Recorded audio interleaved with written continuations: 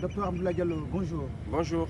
Vous allez vous présenter avant qu'on démarre cette séance avec ce grand monsieur connu. Difficile de parler de soi-même. Je peux juste dire que je m'appelle Abdoulaye Diallo, docteur Abdoulaye Diallo, comme on le dit. Voilà, né à Kanel, dans la région de Matam, qui a son cabinet à Ziguinchor, basé à Ziguinchor. Voilà, le cabinet Ndiadiri, je suis responsable de ce cabinet. Voilà.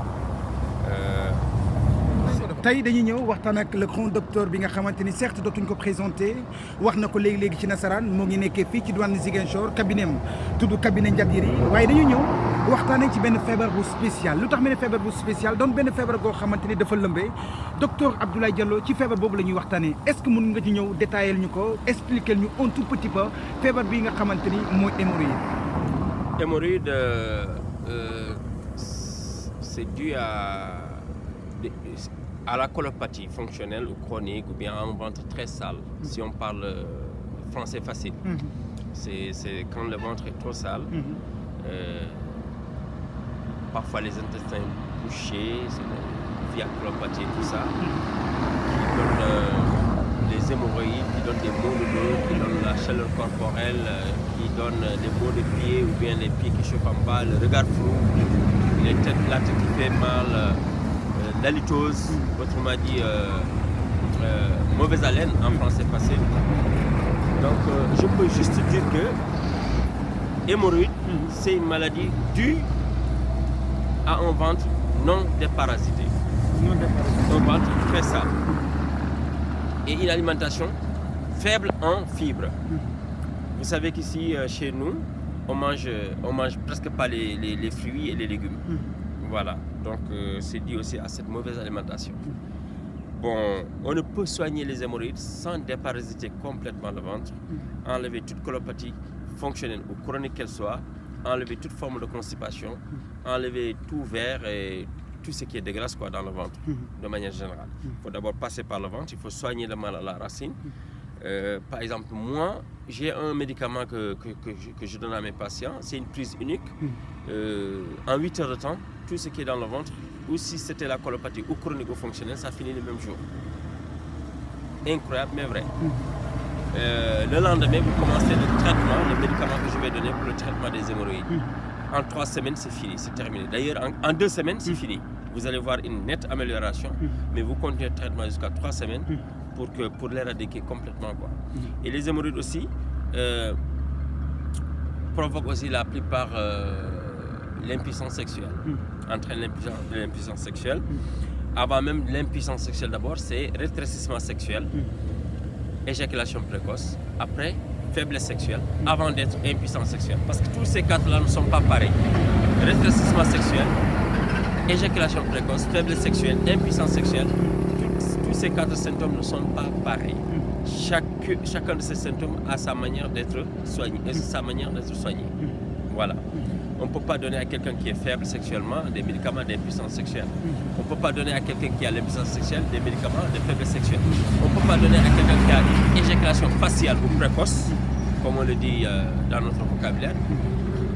On ne peut pas lui donner ces médicaments, les médicaments d'impuissance ou de faiblesse à celui qui éjacule vite. Rétrécissement sexuel, c'est dû même à la saleté du ventre aussi, la colopathie. Ça rétrécit toutes les veines là, donc c'est ce qui amène le rétrécissement sexuel.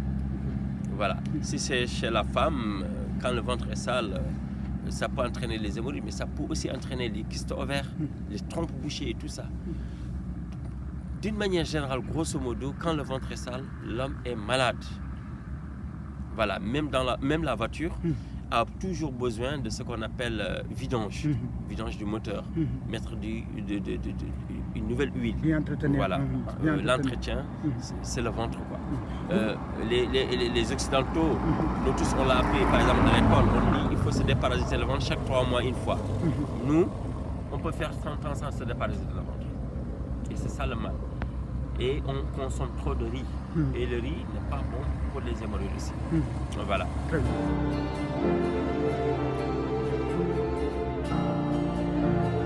Je peux vous garantir qu'il n'y a aucun médicament à la pharmacie moderne, j'assume bien ce que je dis, j'assume mes mots. Il n'y a aucun médicament à la pharmacie sénégalaise, de manière générale, qui peut traiter les hémorroïdes. Ah bon? Il Ils peuvent juste calmer ça. Les pommades qu'on vous donne, les comprimés dont je ne veux même pas faire la publicité, ça ne soigne pas les hémorroïdes. Moi, Dieu merci, je suis le docteur des docteurs. Des docteurs qui ont des hémorroïdes, c'est eux que je soigne. Je peux vous donner leur numéro de téléphone, vous les appelez pour voir. On en reparlera quand je vais vous parler aussi de l'hépatite B, que je suis le seul en Afrique qui soigne ça. Dans les prochaines vidéos, on parlera de l'hépatite B. Les hémorroïdes, vous le soignez pour combien de semaines? En 3 semaines, je dis bien. En 2 semaines, même si vous venez en mois, vous ne pouvez pas vous asseoir. Vous saignez beaucoup, vous ne pouvez pas vous asseoir. Qu'importe la douleur, en 2 semaines, vous allez dire Dieu merci. Mais le traitement complet, c'est 3 semaines. Je veux que le traitement soit complet, que vous respectez le traitement pour que la puissance sexuelle elle-même revienne sans que vous ne preniez des aphrodisiaques ou bien des médicaments de puissance sexuelle. Nous allons essayer de parler en français et en wolof. Tout à l'heure, ce que vous venez juste de dire en français, pourriez-vous revenir humblement en wolof? Docteur Abdoulaye Diallo, léegi-léegi yaa ngi doon wax ci hémorroïde, mun nga ci ñëwaat ci li nga xamante ni mooy feebar gi di hémorroïde. Wolof ci gàttal bu dee hémorroïde ci gàttal man moom ñëpp dégg nañ ma ñëpp xam nañu li ma mën ci hémorroïde. Ça fait 3 ans j'ai déjà l'expérience am na expérience bi nit ñi xam nañu gëm nañ ko docteur yi sax léegi yenn hôpitaux yi boo ñëwee même boo naroon opéré dañ la naan dama Ziguinchor ci docteur Diallo.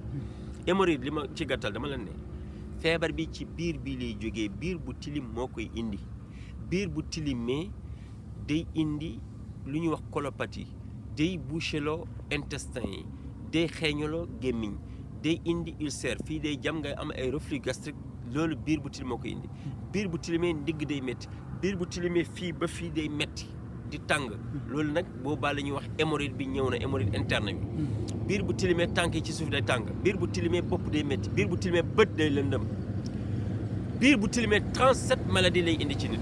37 maladies. 37 maladies. Gis nga en 93 il y avait des Japonais qui avaient fait un circulaire là. di naan nit ñi si boo amee 60 kilos que tu bois 1 litre et demi d'eau. boo amee 75 kilos que tu bois 2 litres d'eau. 75 kilos ou plus. gars yi dañoo retiré trac yi parce que xam nañu bu ñu ko defee pharmacie bi du dox.